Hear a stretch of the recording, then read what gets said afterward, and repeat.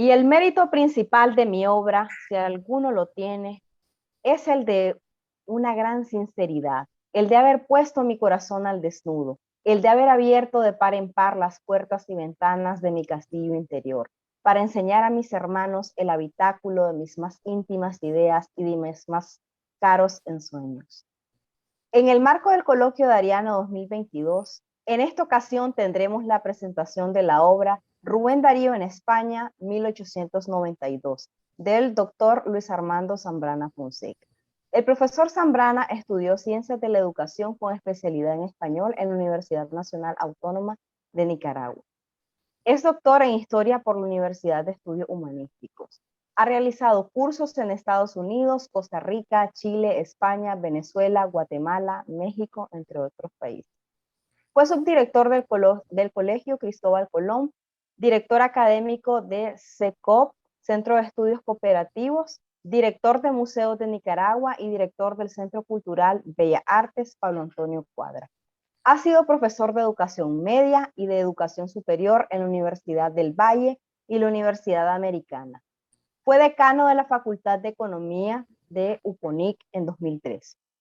Actualmente es miembro de la Academia de Geografía e Historia de Nicaragua, de la Academia de Antropología y Cultura de Nicaragua y de la Academia de Ciencias Genealógicas de Nicaragua. Durante 30 años, desde 1976 hasta 1989, realizó publicaciones en la prensa literaria.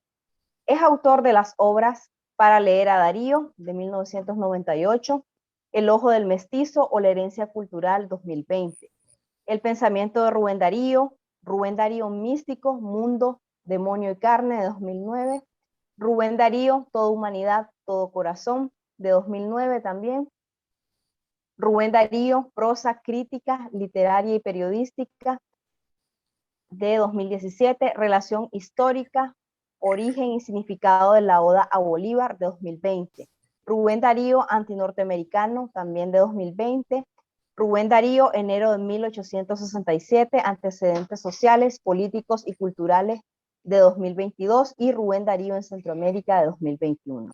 A publicarse próximamente en Managua y Chile en este año 2022, el libro Rubén Darío en Chile, Tabor y Calvario, y la obra Rubén Darío, España, 1892, primer viaje a España, con la cual se conmemoran los 130 años de la llegada de Rubén Darío a este país en la ocasión de la conmemoración de los 400 años del arribo de Cristóbal Colón a las tierras de América. Bienvenido, doctor Zambrana, un honor que haya aceptado la invitación de la Escuela de la Lengua Española Momotombo para presentar a nuestra comunidad educativa esta obra de un viaje tan significativo no solo para Rubén Darío, sino también para las letras hispanas. Bueno, yo estoy complacido y agradecido con esta invitación que ustedes me han hecho y por supuesto pues estoy a la orden como un investigador dariano y felicitar pues a esta institución que ustedes pertenecen, que es la Escuela de la Lengua Española Momotombo, por la labor que están realizando y dando oportunidad tanto a los escritores como a las personas que tienen la amabilidad y el gusto y el interés de ver los videos. Muchas gracias, maestro. Para comenzar la presentación de esta obra, quiero comentarle que yo he identificado que usted presenta algunos fragmentos de las cartas que Rubén Darío dirige, por ejemplo, a su esposa, pero también que le remitió a algunas de sus amistades. Y en todas estas cartas podemos identificar que existe una honestidad, una transparencia y está pues evidentemente la intimidad del autor, de Rubén Darío. Entonces, una primera pregunta que quisiera hacerle es si usted considera que para comprender a ese Darío humano es necesario la lectura de la producción epistolar. Bueno, primero yo lo ubico en dos líneas, la prosa y la poesía. En la prosa tenemos la prosa poética, la prosa periodística, la prosa crítica y la prosa epistolar. Estas cuatro prosas reflejan toda esa humanidad, todo ese ser, todo ese ente, ¿verdad? Que llamamos Rubén Darío. Hay una unidad de pensamiento, de espíritu y de sentimiento en todas esas cuatro prosas. indudablemente pues que la epistolar tiene unas características con mayor particularidad, pues corresponderán a sentimientos más íntimos, pero también a, a otras situaciones que posiblemente por cuestiones de tiempo él escribía muy rápido. Sin embargo, yo tengo, por ejemplo, dudas sobre una carta que le envió a Rosario Murillo, porque no es muy consistente su estructura sintáctica, como que no corresponde al estilo de Darío y la adjetivación, ¿verdad? Se ve un poco, perdonen la expresión, como cursi. Entonces yo voy a dudar siempre de que esa carta sea verdaderamente escrita por Darío, porque pudo haber sido, pues, es probable, pero cuando uno lee las otras cartas y ve la fortaleza de la estructura, del estilo, del léxico utilizado, e incluso cuando está hablando de intimidades, del amor, esta primera que le mencioné como que no calza. Pero indudablemente esas cuatro prosas, esas cuatro orientaciones de la prosa de Darío representan a todo su universo interno, todo su universo interior. Por supuesto que también es el reflejo del universo exterior.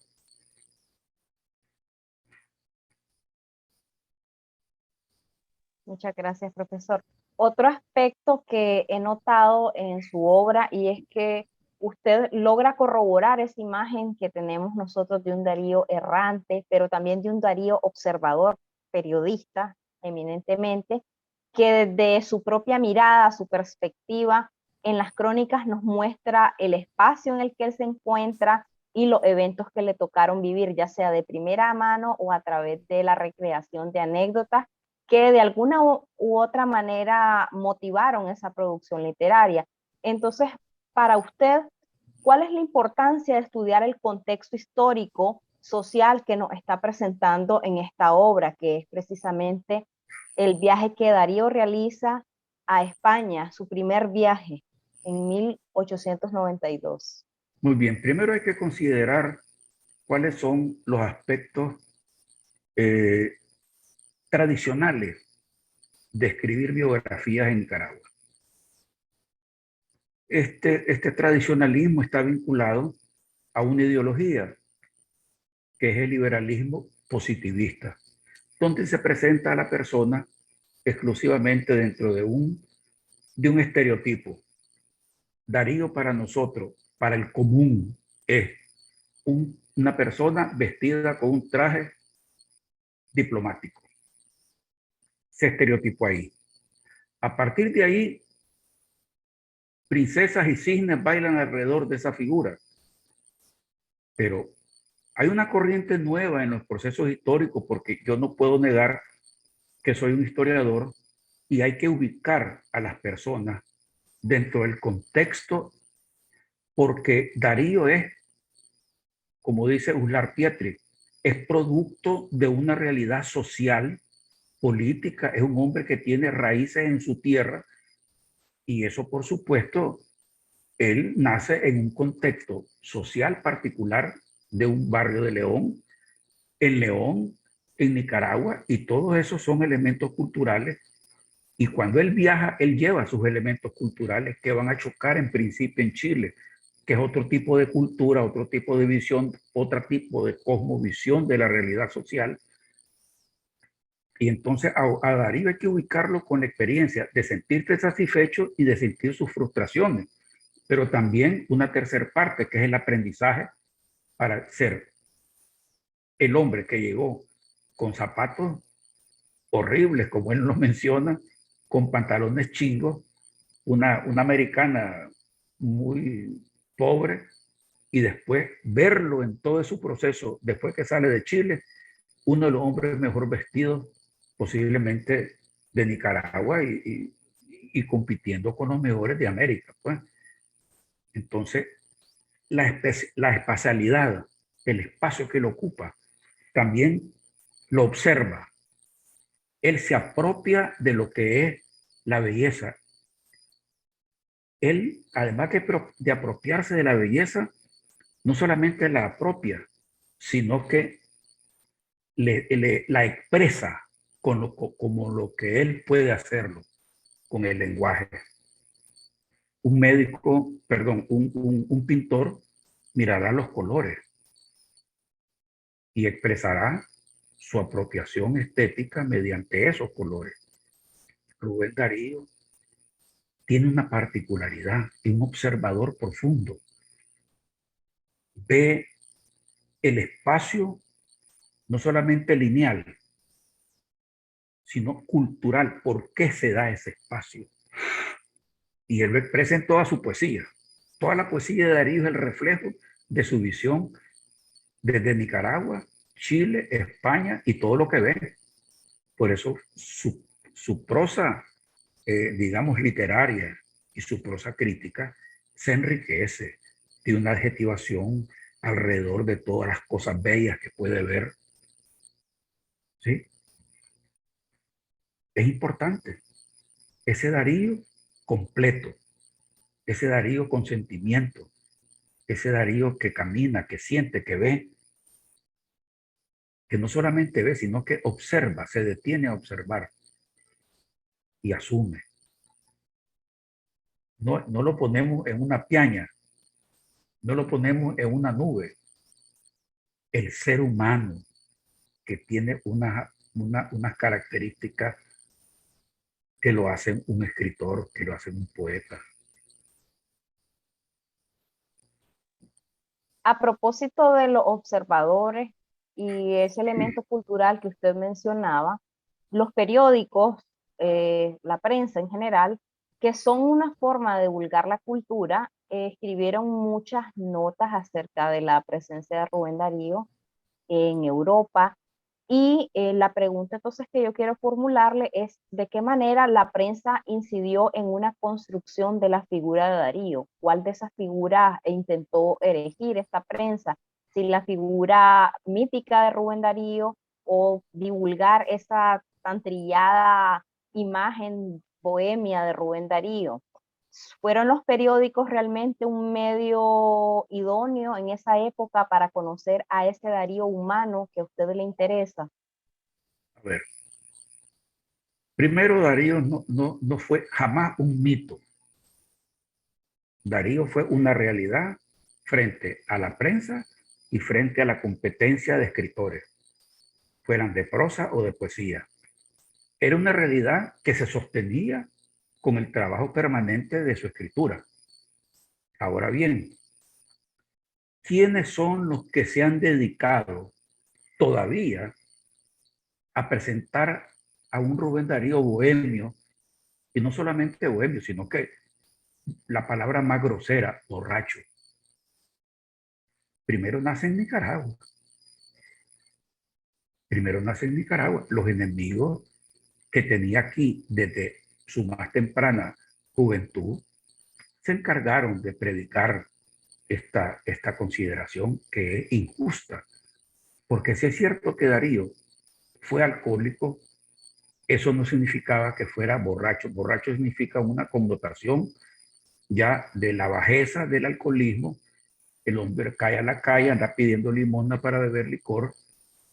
Eso solamente le pasó una vez estando en El Salvador cuando tenía 16 años. Pero si él hubiera sido un alcohólico borracho, la Emilia Pardo Bazán no lo hubiera invitado permanentemente a su casa donde se reunían todos los escritores.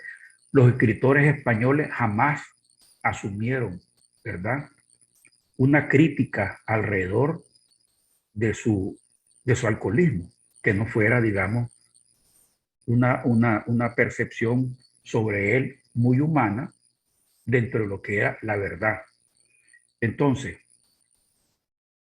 los enemigos de Nicaragua, en lo que estaba un señor Medina, Crisantos Medina, que su padre había matado a un pariente de su madre, era un odio que pasó a otra generación. Y lo peor del caso es que todavía en novelas que han escrito aquí en Nicaragua, por lo menos uno de los más famosos escritores, pone a Darío como un asesino y un borracho para ganarse el aplauso fácil. Pero eso no puede ser posible. La prensa española tuvo la crítica, pero en el lado que correspondía a la literatura. Pero yo voy a insistir en lo que decía Salinas. El modernismo desembarcó en España. Miren qué interesante lo que dice Pedro Salinas. Desembarcó. ¿Y con quién desembarca? Desembarca con un hombre maravilloso que se llama Rubén Darío, un muchacho como esa foto que usted miró, que salió en la ilustración española y americana, que se la tomaron ese jovencito, ese joven que hace azul y que sorprende a la lengua castellana porque todos estaban acostumbrados al ruido de unas mismas frases, de unas mismas estructuras, al ruido de un mismo vocabulario. Irrumpe con un sonido diferente. Ese Darío es el que se gana el aplauso de la prensa, el Darío real. La otra realidad sí, pero no era lo fundamental, porque si hubiera sido lo fundamental no estuviéramos hablando de Darío ahorita. Así es que todo eso es parte de un proceso que viene de los Crisantos Medina y que se ha trasladado pues todavía porque alguien siempre le saca beneficio a los problemas que tuvo. Y es triste sacarle beneficio al dolor humano. Yo no me atrevería a escribir algo, una grosería contra nadie, menos que sacarle dinero a esa grosería. No, no, no, no lo haría.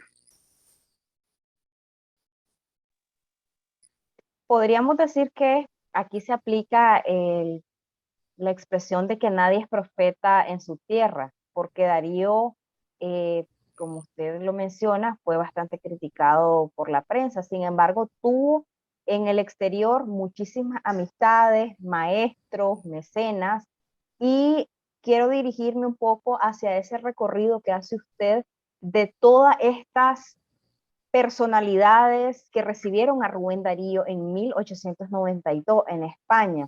¿Qué impacto tuvo para su obra esa relación con distintas figuras de la vida pública española que usted mencionó en el libro? Primero hay que ver a quienes conocía. Sabía, no conocer personalmente, saber de Emilio Castelar, don Juan Valera. Conocía también de Núñez, Gaspar Núñez de Arce, de Campo Amor. Esos son las... Y por el lado de los que se encuentra allá, conoce un poco de Ricardo Palma, de Zorrilla, que llegan de América del Sur. Pero, ¿qué es lo que es trascendental? Para nosotros como nicaragüenses, por supuesto, pero en ese entonces para Darío, bajarse en Santander, ¿verdad? En el puerto de Santander, viajar del norte hacia el centro a Madrid y después viajar al sur, pero encontrarse con los monstruos, con hombres de talento, lo más grandioso que tenía España en esa época, que no lo van a ver por encima de los hombros, sino que a partir de que él ilumina la lengua castellana con azul, que ilumina la palabra, que ilumina la estructura, que ilumina el vocabulario. Entonces todos no solamente lo admiran, sino que lo esperaban, que eso es lo más importante. Lo esperaban. Así don Marcelino lo recibe, cosa que no recibía nadie. Emilio Castelar lo invita a su casa a almorzar, cosa que la gente se quedó sorprendida de que don Emilio era riguroso y muy hacia adentro de él, era muy parco. Núñez de Arce, que le doblaba la edad, también lo admira y se da cuenta de que él es una figura importante, una de las más importantes quizás en ese momento, pero que tenemos que hacer énfasis en eso. En 150 años hemos sabido que Rubén Darío llegó a España, ¿verdad? Y que en 1892 representó a Nicaragua. Sigamos la página, ¿no? Un momentito. Rubén Darío como persona, como ser humano, como poeta, como algo, como el novedoso, tuvo una relación social que le dio fortaleza espiritual. Acababa de ser viudo.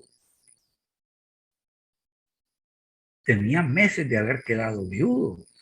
Tenía meses de haber caído en la trampa que le tendieron los Murillo, Andrés Murillo y su hermana, Rosario Murillo. Él tenía un dolor profundo de todo lo que había sucedido, pero encuentra el encanto de los laureles. Se da cuenta una cosa muy importante. Se da cuenta que vale. Se da cuenta que vale. Lo humillaron en Chile. Uno de los peores enemigos es Luis Orrego Luco, que se lo va a encontrar ahí en España, ¿verdad? Pero Darío, en este caso, se da cuenta que él vale y vale mucho. Eso fortalece su ego, su personalidad y asegura su producción.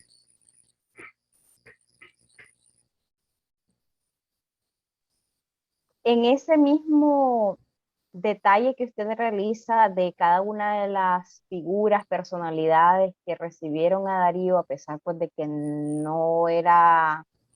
eh, no eran conocidos previamente, sino que hasta ese momento fue Darío presentado, introducido a este mundo español.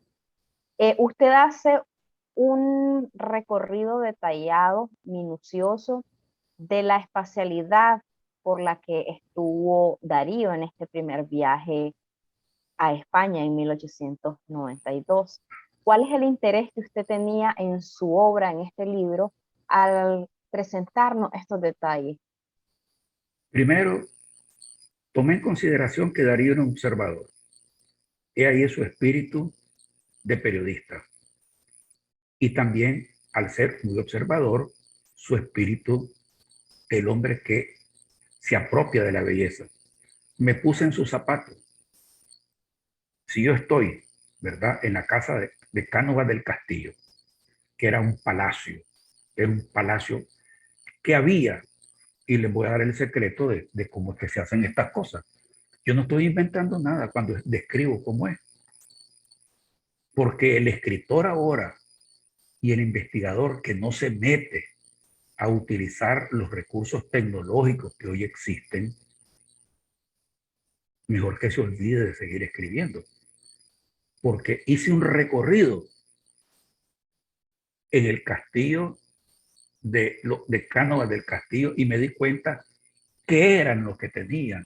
Y por supuesto, hay que entenderlo, el provinciano que llega de Centroamérica con casas de adobe, tejas, con una riqueza reducida digamos así, podríamos decir que es una riqueza relativa, ¿verdad?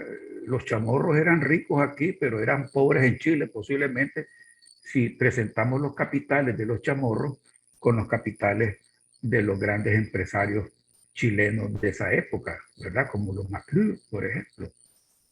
Entonces, él se vislumbra y no solamente queda deslumbrado, sino que aprecia. Porque yo puedo pasar por aquí, por algún lado, hay una lámpara de cristal de Bohemia, hay un tapiz hecho en Persia, hay una alfombra hecha en Persia, qué sé yo, hay unos muebles franceses y paso y no me doy cuenta, pues, o porque estoy acostumbrado o porque no me interesan. Darío no estaba acostumbrado, pero le interesaba. Entonces, ¿y cuál es el producto de eso? El producto lo vamos a ver después en prosas profanas, cuando él describe kioscos, palacetes, toda esa belleza que él observó se traslada a la poesía. Así como cuando en Chile, en el Palacio de la Moneda, conoció la chinería, la japonería, y también su amigo Toribio Robinet, que era medio japonés, y chilenos, ellos les mostraron las bellezas que había en Oriente. Eso usted lo encuentra en azul. Es un hombre con una excelencia, y podríamos decir que eh, tenía una capacidad, ¿verdad? Que no la desperdiciaba. Tenía eficiencia en la vista y suficiencia en la escritura. Era suficiente, eficiente para la apropiación estética y eficiente para escribir. Esa es la realidad, eso es lo que yo creo.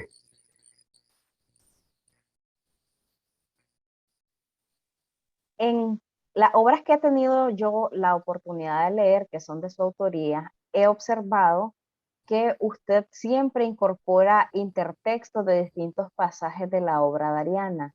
¿Cuál es la intención que usted tiene al realizar esto? ¿Es para que el lector sea autodidacta? ¿Es un fin ilustrativo? ¿Cuál es ese propósito? Fíjate que no me lo he planteado así, sino que me lo planteé de la siguiente forma. Yo no solamente describo, sino que aporto mi análisis, mi crítica. Y si pongo intertextos es para comprobar o negar lo que voy a sostener. Ese es un principio del ensayo, ¿verdad? Yo trato de ubicarme yo y que se ubique el lector en lo que yo estoy proponiendo con lo que se ha dicho. Ahora, el lector puede aprovecharse de esta circunstancia y aprende varias cosas. Y eso enriquece. Trato de poner el ejemplo. Es decir, Rubén Darío anduvo por ejemplo, en el caso cuando llegó a Cuba en este viaje, yo sostengo y creo que cuando Raúl Cay, el japonés, y su hermana María Cay lo invitan a almorzar, y él se queda sorprendido de ver la belleza de la cubano-japonesa, yo digo, esta belleza que él percibió la trasladó en un poema que escribió para la japonesa, para una japonesa que no la define. ¿Y por qué no puede ser así? Cuando vio bailar y que la Negra Dominga, que es la que le servía los tragos, cuando estaba con el otro poeta, del Julián del Casal, él escribió la Negra Dominga. Si yo dijera, y escribió la Negra Dominga porque le gustó la poesía, yo no estoy aportando nada ahí. Yo tengo que apuntalar en la circunstancia y que de esa circunstancia surge un poema y que el poema además es analizado por otras personas 100 años después y encuentran una belleza que, que no la percibe nadie, si solamente un estudioso. Entonces ahí se aprenden solo con el pasaje de la, perdón, de la Negra Dominga, se aprende del viaje, de los amigos, de las amistades, de la percepción de él, el producto posterior de su trabajo, y hasta que lo vendió para poder sustentar el dinero para regresarse al barco y seguir la ruta. Mire cuánto se aprende en ese pasaje. Entonces esa es mi intención, digamos, que presentar con sustentación.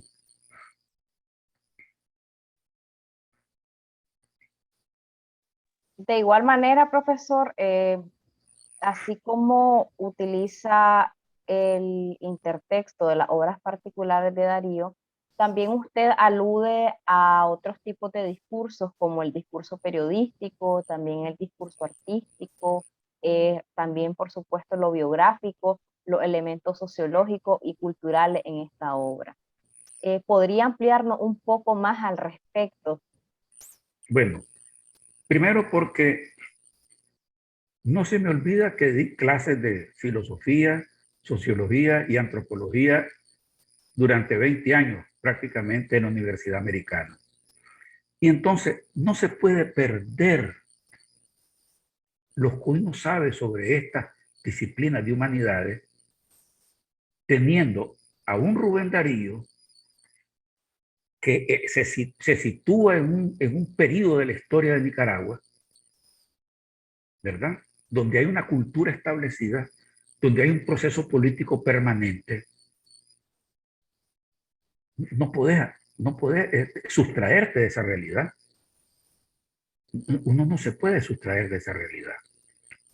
Entonces, eh, hay aspectos, por ejemplo, en un libro que tengo anterior, ¿verdad? Pongo los antecedentes culturales, políticos, antes del 67, de 1867, Darío nace en un medio cultural establecido. Y eso tiene su antropología.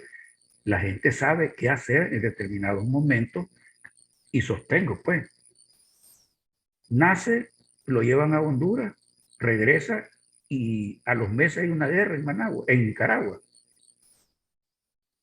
Pues esa es parte de la realidad, que la sintió, que no la sintió. Su madre también lo mismo.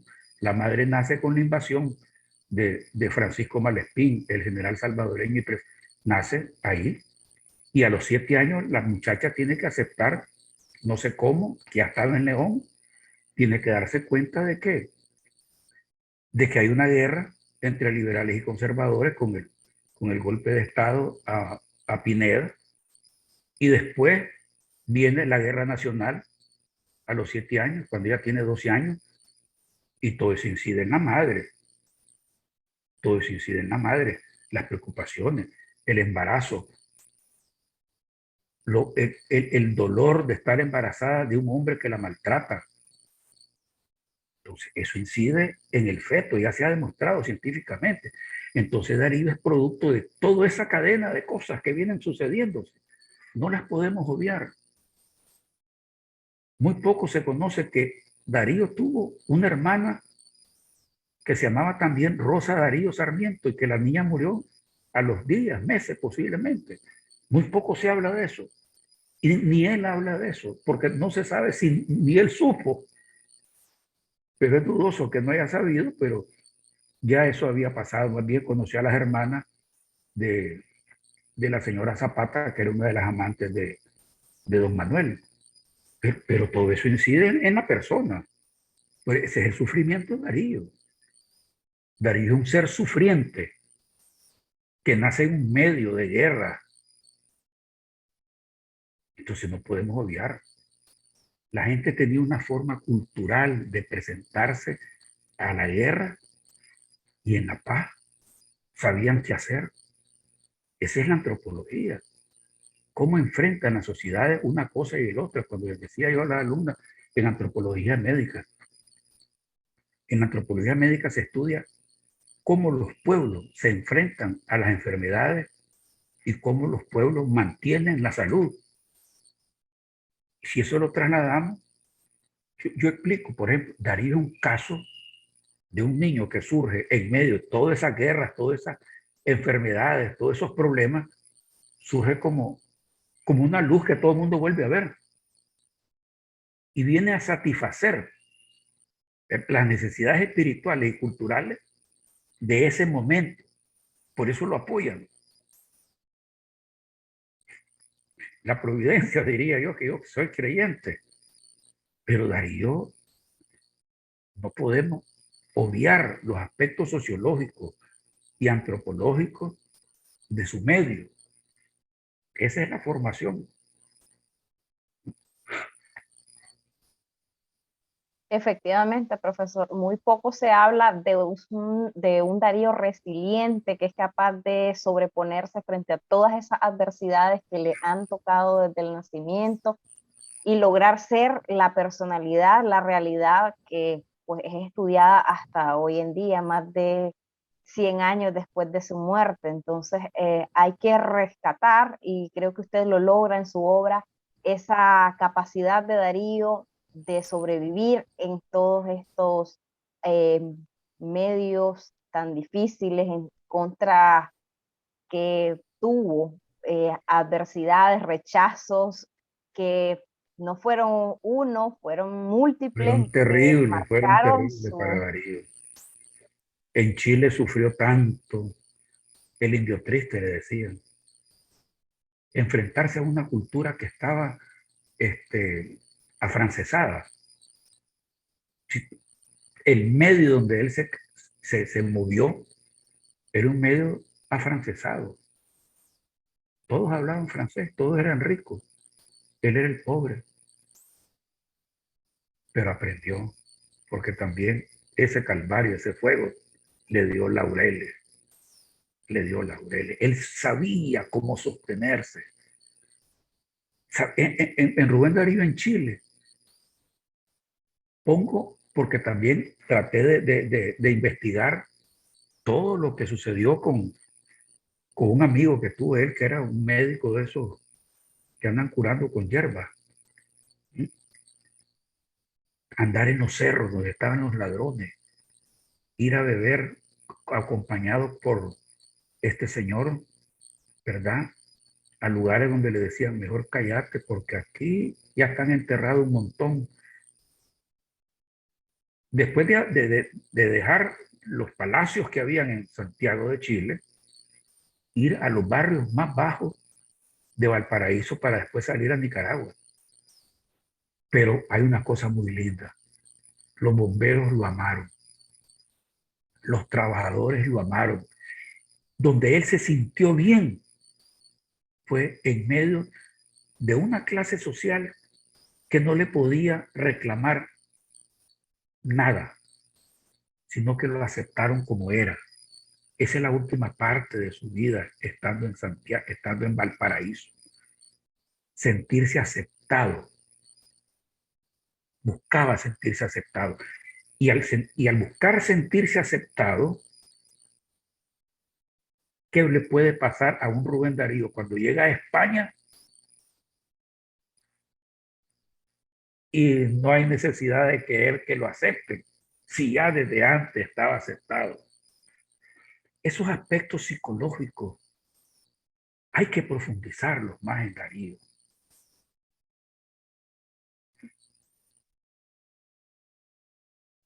Otro aspecto psicológico que es bastante evidente en cada una de las obras de Darío es esa tristeza que usted ya nos mencionaba. No sé si podría profundizarnos un poco al respecto. Primero ya viene desde el preparto, ¿verdad? Se trasladó la tristeza de la madre, se trasladó al feto. Eso ya se puede demostrar, pues nació con alguna, el niño oía posiblemente a la madre llorar, no sabía que era llanto el niño, ¿verdad? Pero los sonidos afectan al feto. Y me contaba a mí Lola Soriano, que era tía mía, ¿verdad? Por familia Estrada, que yo ya perdí ese apellido, me contó detalles importantísimos. Don Manuel Darío se sacaba un cinturón y le pegaba cinchonazos o le pegaba con el cinturón en la calle y estando embarazada y la llevaba fajeando hasta la casa. Esa mujer sufrió y ese sufrimiento se traslada. Es terrible darse cuenta que esa señora que se llama Bernarda Darío y que le ponen Bernarda Sarmiento y la cultura de esa época era Bernarda Darío, no es su madre, ni que el señor es su padre y que el tío Manuel es su padre y que una señora que llega al otro lado de la casa vestido de negro es su madre.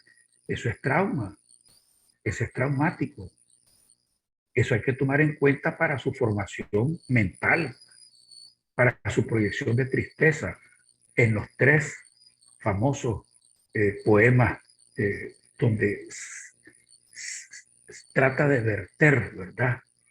Toda su tristeza, toda su amargura, ¿verdad? Y en lo fatal que es el cierre, el culmen, ¿verdad? De su existencia.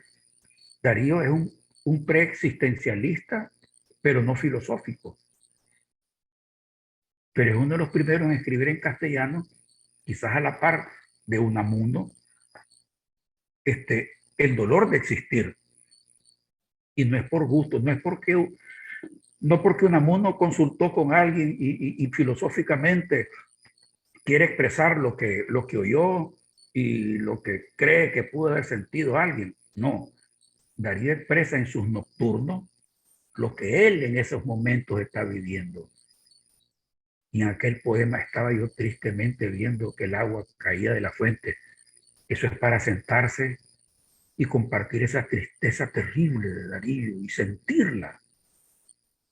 Por eso es que me incomoda que alguien con laureles hable del borracho, anulando las profundidades que llevaron a ese hombre a buscar en el licor, de alguna forma, olvidarse de su situación, de su mundo interior.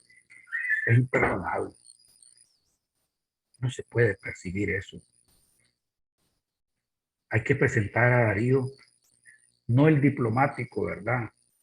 Vestido, no, todo él, todo él.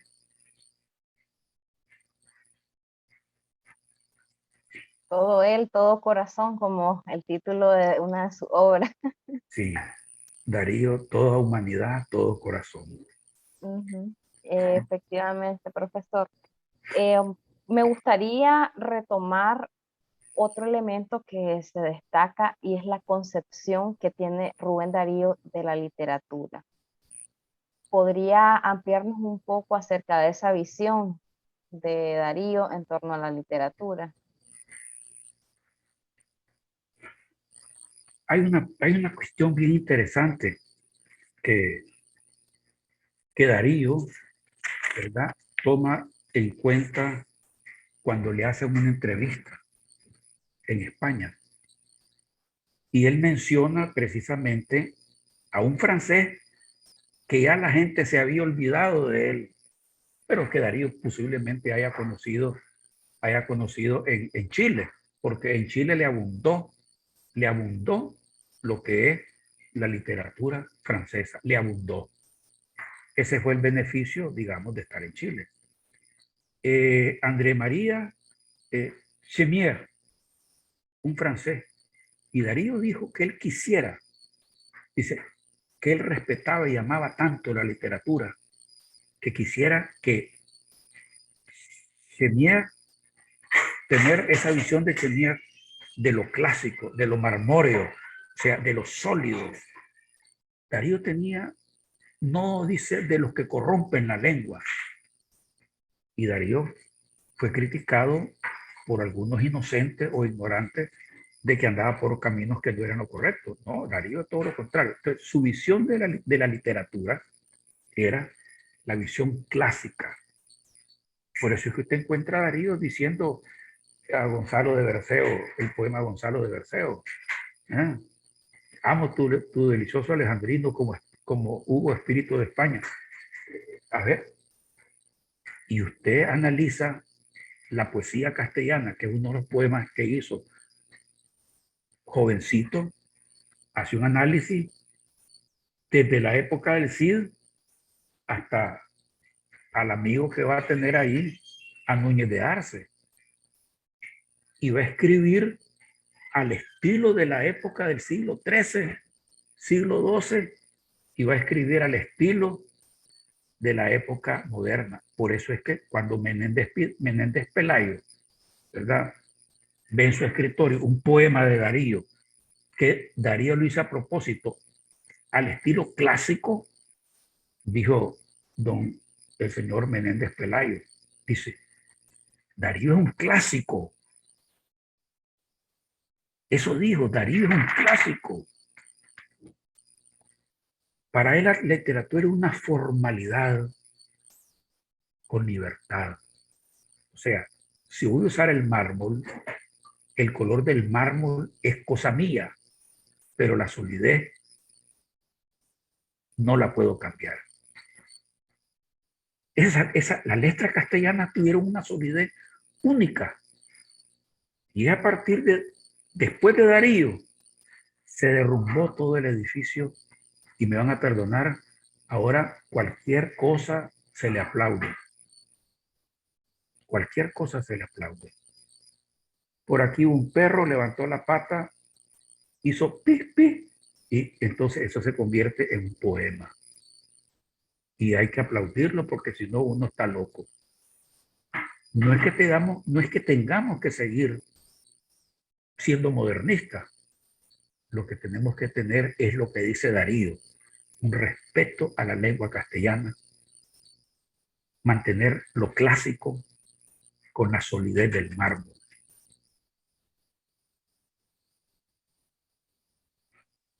Usted mencionaba lo castellano y por supuesto al hablar de lo castellano no puede faltar esa perspectiva de la hispanidad que está reflejada en la obra de Rubén Darío. No sé si quisiera comentar un poco más al respecto, profesor. Darío siempre se sintió español, dice él, lo dijo. Amo la lengua castellana, soy español, decía, y soy, porque él primero vivió en España y Darío se acomodaba también, ¿verdad? Y se entusiasmaba y sentía en ese momento las cosas, y a partir de ese momento en que brillaba todo su cerebro, escribía.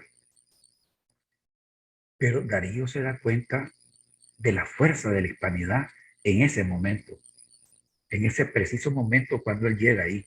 Y hay cosas que uno debe de expresarlas porque la siente. Miren qué equivocadamente habla la gente. En una reunión donde está un señor, una persona que es amiga mía, que no menciono su nombre porque mucho respeto, dice de que por eso es que Darío decía, dice, Dios me libre, dice, de las academias, eh, porque a él no lo aceptaban, dice, por lo que escribía. Eso es una observación falsa, y no solamente se le ha escuchado a ese amigo escritor, sino que se le ha escuchado a muchas personas. La expresión de Darío, ¿verdad? De las academias, líbrame Señor, está ahí en ese libro que usted acaba de mencionar, Rubén Darío en España, 1892, porque a él le tocó ser secretario de los grandes debates de 200 académicos entre españoles, gente que llegó de Francia, gente que llegó de Inglaterra, que hablaban español, y toda América, y se dio cuenta de que era difícil para los españoles aceptar los neologismos americanos. Y el principal pleitista, digamos, de todo esto era el peruano. Era, bueno, el gran maestro peruano Palma, ¿no? Ese pasaba horas debatiendo. Entonces dijo Darío, de las academias, líbrame Señor. Pero hay un producto fabuloso de las academias. Antes de 1892, a nadie le interesaba la academia. Y uno de los acuerdos que yo menciono ahí es que la lengua castellana se debe de fortalecer creando academias en toda América. Y eso todavía existe. ¿Ah? Y Darío nunca habló mal de las academias. Solamente esa expresión que es circunstancial y que hay que ubicarla exactamente en un debate y en una fecha, no fue para siempre, fue circunstancial. Entonces, Darío, su espíritu español, pues sí, no es en castellano que escribía, pues, no es el príncipe de la lengua castellana, todo un amor para él. Nadie ama más la lengua castellana que yo, dice, en España.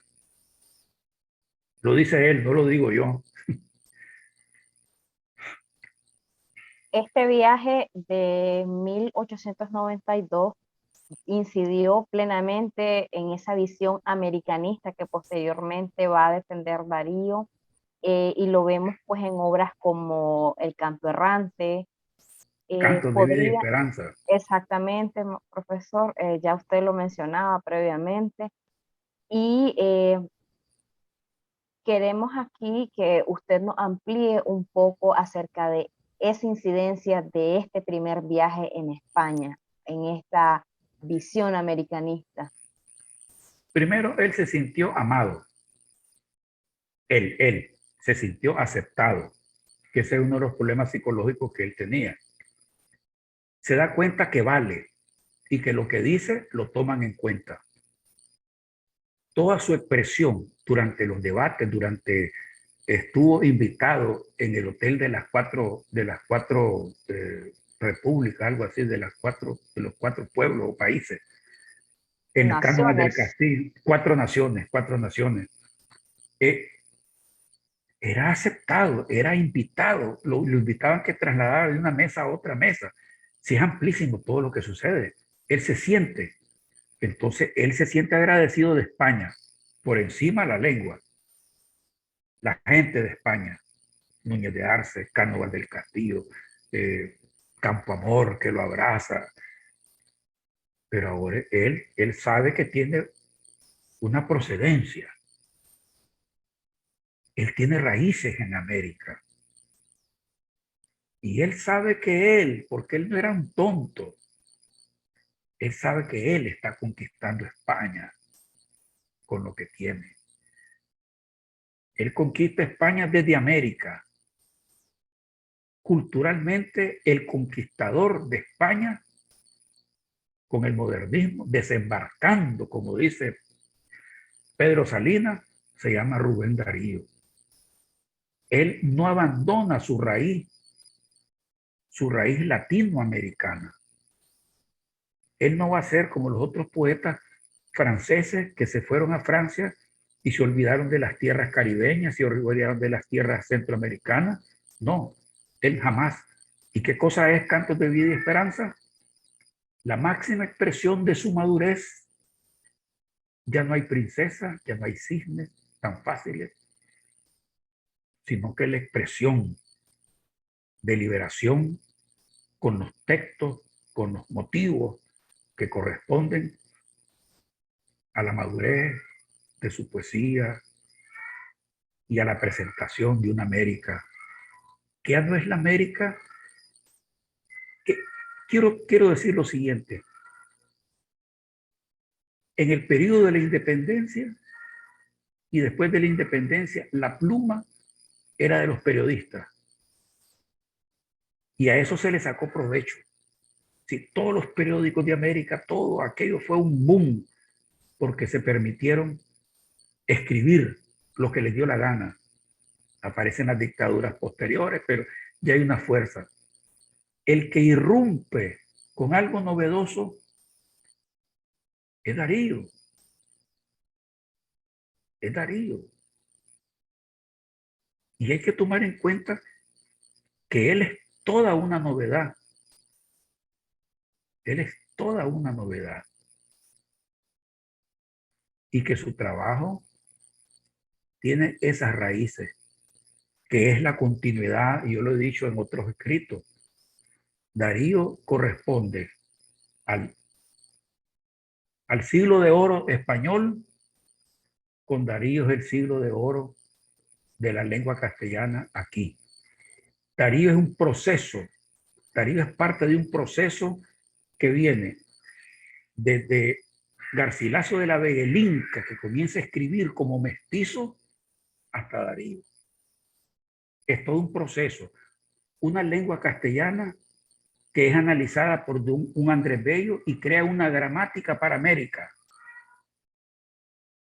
Fíjense bien en eso, crea una gramática para América, porque está considerando que el castellano de América tiene su propia formación, porque no hay que olvidar lo siguiente, el castellano llegó aquí en 1500, en el siglo XVI, y aquí se terminó de formar esa parte que trajeron. Se le agregaron vocablos en cada uno de los países o Polonia. Pues me decía un cubano, ustedes hablan ni cañol, dice, porque tienen demasiadas palabras indígenas. Sí, esa es parte de un proceso cultural, histórico y antropológico de la formación de la lengua. Pues Darío representa todo ese proceso, desde la conquista hasta el culmen que es él con el modernismo. Me gustaría destacar, profesor, de su libro que usted hace un aporte significativo porque en él presenta una tabla en la que sintetiza todos esos acuerdos a los que se llegaron en este Congreso. Entonces ahí está detallado ese elemento que permitió a Darío luego apropiarse de esa visión americanista. Entonces es un aporte muy valioso porque encontrar esos datos para los expertos en Darío, para los amantes de la literatura dariana, Los filólogos. los filólogos nos permite a nosotros llegar a ese origen del cambio de la perspectiva con respecto a la postura americana, ¿verdad? Que va a manifestarse en las obras posteriores a este primer viaje a España. Hay un libro que tiene como 500 páginas. Yo tuve que resumir todo eso. ¿Por qué lo hice? Por eso. Porque no es que Darío llegó y lo saludaron y comió y se montó en un barco y regresó feliz. No. Es porque hay un fruto hay una consecuencia de la causa primera, que es haber llegado, y hay una consecuencia de la causa fundamental, que es la invitación del evento. Y eso no puede quedar así. Históricamente y antropológicamente tenemos que darnos cuenta qué sucedió. Y si algo está sucediendo hoy, uno puede considerar ahora con este libro que yo he escrito, que esto que estamos viviendo en la lengua castellana en América Latina puede ser consecuencia de los acuerdos que se dieron en aquella gran manifestación de todo tipo de pleitos para llegar a un acuerdo. Pero eso enriquece. Uno no se debe de poner disgustado porque hubo discusiones permanentes. Es que eso enriquece. Eso enriquece. Entonces ahí está, para los filólogos, para los historiadores, para los literatos, una fuente primaria de información. Y ustedes pueden ver al pie de página en qué libro está, porque los conocimientos yo no me los puedo apropiar porque son míos, no. Conocimiento universal, cada quien que escriba, porque hay mucho que escribir. Yo creo que decía en 1967, decía uno de los participantes de América Latina, yo no sé si fue Arturo Uslar Pietri o el rector de la Universidad de Lima, Sánchez. Darío está entero. Darío está entero. Darío es una mina de ser, que hay que seguir trabajando en él. Es un hombre universal. En ese libro que usted mencionó, que es Darío, toda humanidad y todo corazón, hay una parte donde yo menciono que Darío toma desde el Renacimiento y antes del Renacimiento, toma una gran cantidad de elementos que los encuentra uno en toda su obra, en toda su obra, en toda su obra. Darío es un universalista, un cosmopolita, pero con los pies puestos en el piso, ¿verdad? No se trata de alabanza fatua, ¿verdad? Sino que se trata de consideraciones a través de su persona completa, íntegra, holográfica, todo lo que él sintió, vivió, escribió hasta el último día de su vida. Desde esa visión universal de Darío, podríamos entender que su obra es básicamente para el lector de hoy en día una obra enciclopédica, porque es un conocimiento del mundo tan amplio que nos permite a nosotros ir a buscar desde otras fuentes literarias hasta cuestiones increíbles como la pintura, toda esa influencia de Darío, y no solamente en la parte, por así decirlo, más literaria, que serían sus poemas, sino también en sus crónicas, en toda la parte periodística está reflejada esa visión universalista.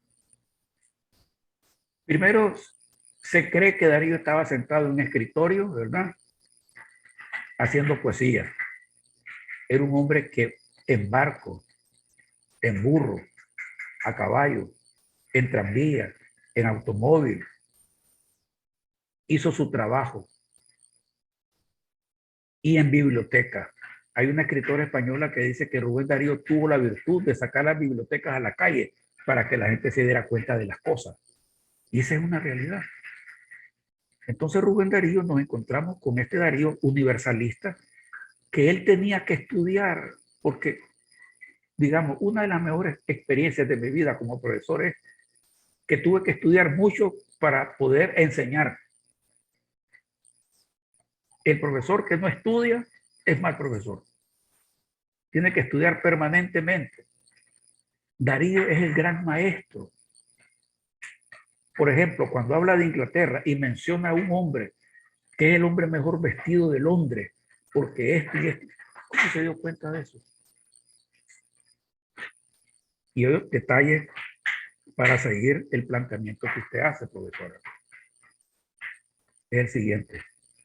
Me costó 3 años encontrar una palabra que Darío usa en uno de sus libros. Bisapur. Nadie sabe y tuve que incluirlo después en la segunda edición de mi diccionario dariano porque lo encontré después de buscar 3 años en un libro de mineralogía que fue publicado en 1860 en España. Bisapur es una de las gemas, o sea, uno de los diamantes más puros que existen sobre la faz de la tierra. Entonces la gente dice, lindo Bisapur, ¿ve? Y se quedan. Entonces, ¿qué es lo que pasa con Darío? Que su universalidad también tuvo un tiempo. Y hoy hay mucha gente que no sabe qué dice Darío. Por ejemplo, y bebe falerno en eburnio triclíneo. Pone en fila a todos los bachilleres de este año, en una fila de 3 kilómetros, y ninguno le va a decir qué significa eso. Porque tampoco existen libros especializados o no le dan curso a los libros para que la gente aprenda a tener un vocabulario académico, vocabulario dariano. Mire cuántas cosas. Y bebe falerno en eburnio triclíneo. Bisapur. Ahí tienen 4 o 5 palabras que ahora hay que buscarlas.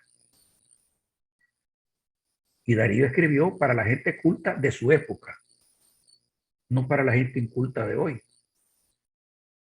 Y la gente culta de hoy también se le dificulta porque como hay neólogos, hay mucho, digamos, podríamos decir, palabras que ya pasaron a ser arcaísmo, algunas ya pasaron a ser arcaísmo, entonces no le podemos echar culpa que no entiendan porque son palabras pasadas de moda. Y otras que pertenecen, digamos, a personalidades, a hechos. Darío, yo he tenido que leer como 10 veces lo raro, porque uno dice, pero ¿cómo es posible que este hombre haya tenido tanta información para poder escribir sobre cada una de estas personas? ¿En qué tiempo bebió guaro entonces? ¿En qué tiempo tenía que tomar tanto licor para poder escribir esas montañas de letras que no son baratijas? ¿Cómo tenía tiempo para escribir 4 veces, 5 veces al mes, después de investigaciones, viajes y todo, y cumplir con los periódicos, incluyendo el más importante, que era La Nación de Buenos Aires?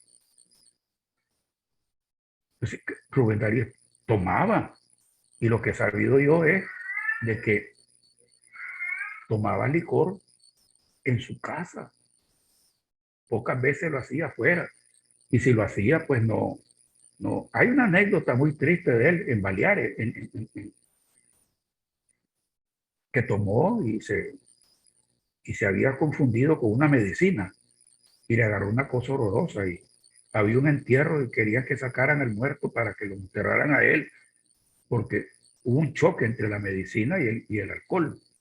Eso fue una situación dolorosa para él, por supuesto. Pero nadie se ha expresado mejor de Darío. Nadie lo ha valorado tanto, pero con qué cariño, como José María Vargas Vila. La epístola de la señora de Lugones, yo la he leído como 500 veces, por muchas razones. Hay una importante, que es el paso de la rima a la poesía libre, a la poesía exteriorista más bien a la poesía exteriorista. Las verduras, las cosas que caminan, el precio de la vida, ese es el exteriorismo. El exteriorismo como se sintió después, ¿verdad? Porque hay poesía de Darío que presenta el exterior del mundo, pero que está dentro del marco del modernismo.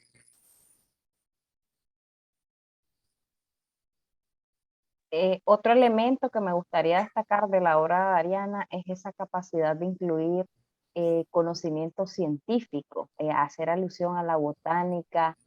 También podríamos ver a Darío como un compilador de todo ese bestiario de las distintas mitologías, y no solamente mitología Griega y griega, ¿verdad? romana, sino que otra. Ujú.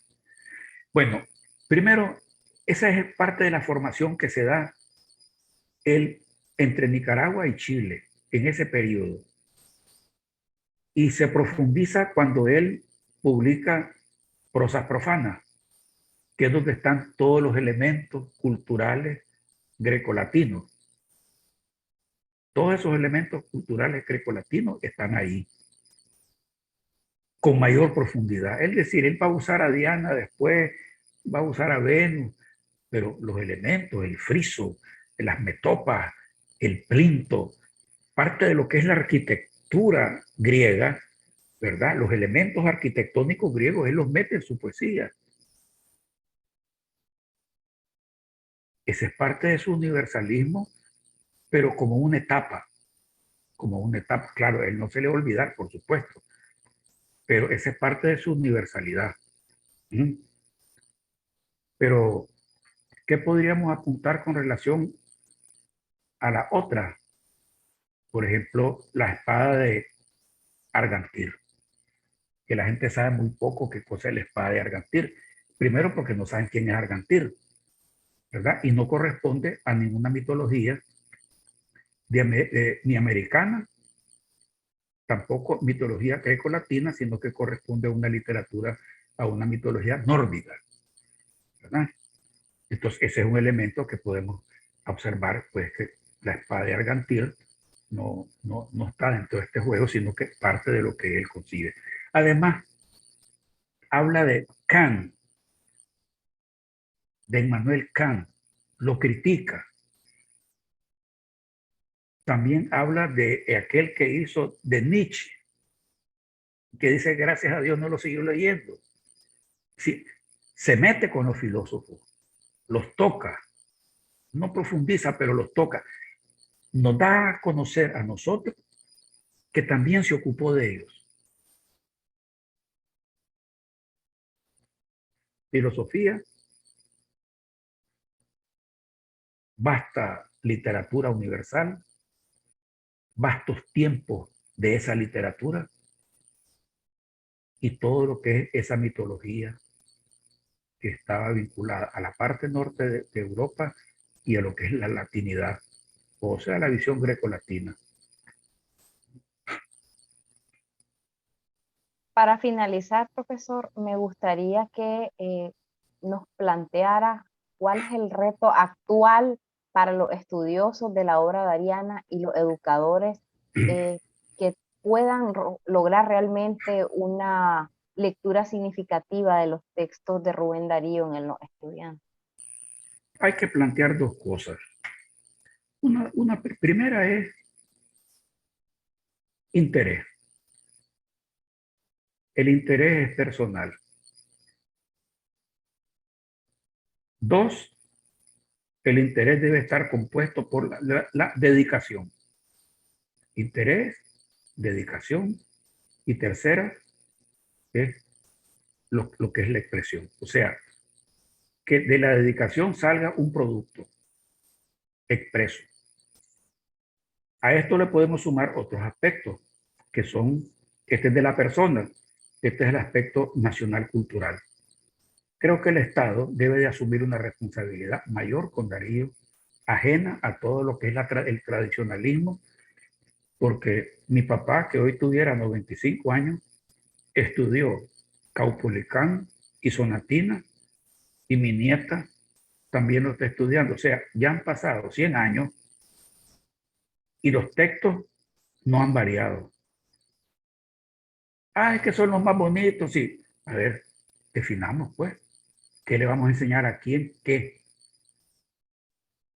Y por supuesto que aquí debe de haber de parte del Estado, como ya lo dije, elaborando unos planes educativos de la literatura dariana que permita el acceso al profesor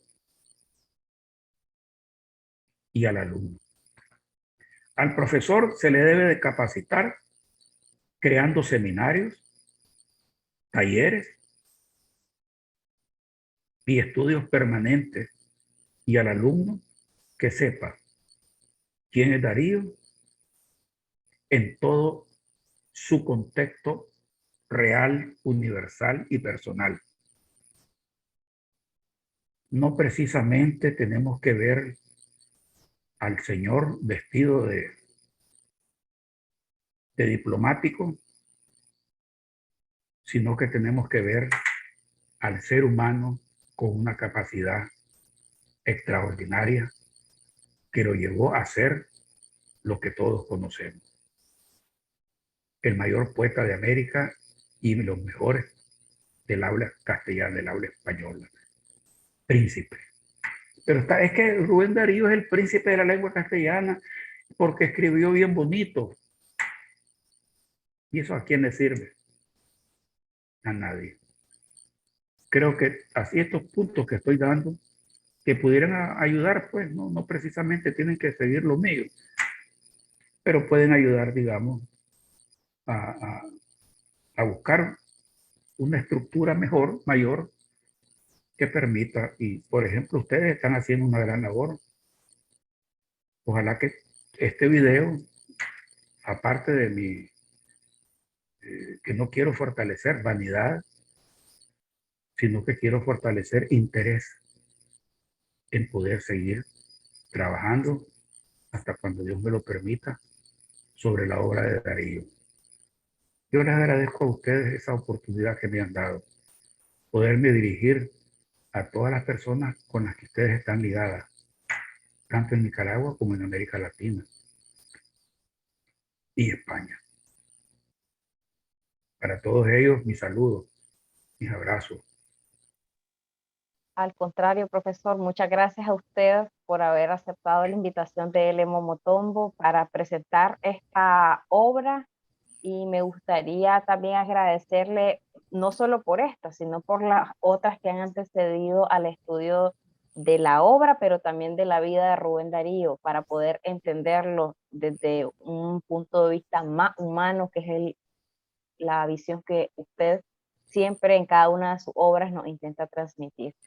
Yo Muchas gracias. quisiera también pedirles lo siguiente, que ustedes tienen una gran cantidad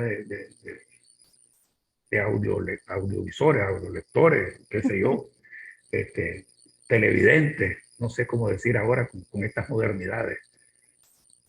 Los libros electrónicos están a la orden para ellos. El que desee, pues, que lo solicite, se le enviará. Claro que sí, profesor. Entonces, Lemo Motombo se compromete a los lectores interesados a enviar, compartir los libros que usted pues nos facilite. Muchas gracias. Y me gustaría, profe, que este libro en particular de Rubén Darío en España en 1892 nos comentara dónde podría en físico conseguirlo, porque entiendo que lo va a publicar próximamente. Pues este no se va a publicar, sí, se va a publicar, pero no les puedo decir exactamente qué fecha, Mm, porque tengo que salir de un libro que es de historia y después de ese tengo que buscar el de Chile y ese sería el tercero, pero en todo este año sí va a salir. ujú. Además, yo les voy a avisar. Perfecto, pero al menos ya el público, nuestra comunidad educativa ya quedó con la intención de mostrar un interés en comprarlo porque realmente, como les decía, es una obra muy valiosa que contiene una síntesis fundamental en esta tabla que usted presenta de los acuerdos que se llegaron a ese congreso en el que Rubén Darío pues tuvo la posibilidad de participar. Y como secretario, no solamente como Exactamente. espectador, sino que lo escogieron para ser secretario, porque tenía. Yo creo que ahí en el libro aparece lo que expresó el capitán de caballería de las armas españolas, que era don Miguel Carrasco Lavadía, que en el discurso se ocupó de Rubén Darío y dijo que era el elegante, pintoresco y vigoroso, uno de los poetas más grandes, dice, de vuelo del Parnaso americano, y lo especificó. Y estaba, y es más, abundó en detalles de que había leído Azul. Y estamos hablando de un académico que es militar. Y yo pongo el texto completo, de eso no se sabía, pues. Esas alabanzas que le dieron a Darío ahí, esto es fabuloso. Yo cuando comencé a leer todo eso decía yo, Dios mío, ¿cuánto nos hemos perdido? Por favor, ¿cuánto nos hemos perdido? Bueno, profesor, vamos a finalizar invitando a nuestra comunidad educativa a que continúen pendientes de las demás ponencias que tendremos en este ciclo de conferencias tituladas Coloquio Dariano 2022. Nuevamente, profesor, le agradezco su tiempo por haber compartido con toda la comunidad educativa la presentación de este libro que sin duda los vamos a estar esperando con ansias una vez que salga publicado. Yo estoy muy agradecido, complacido por esta deferencia que ustedes han tenido conmigo, esta oportunidad. Muchas gracias.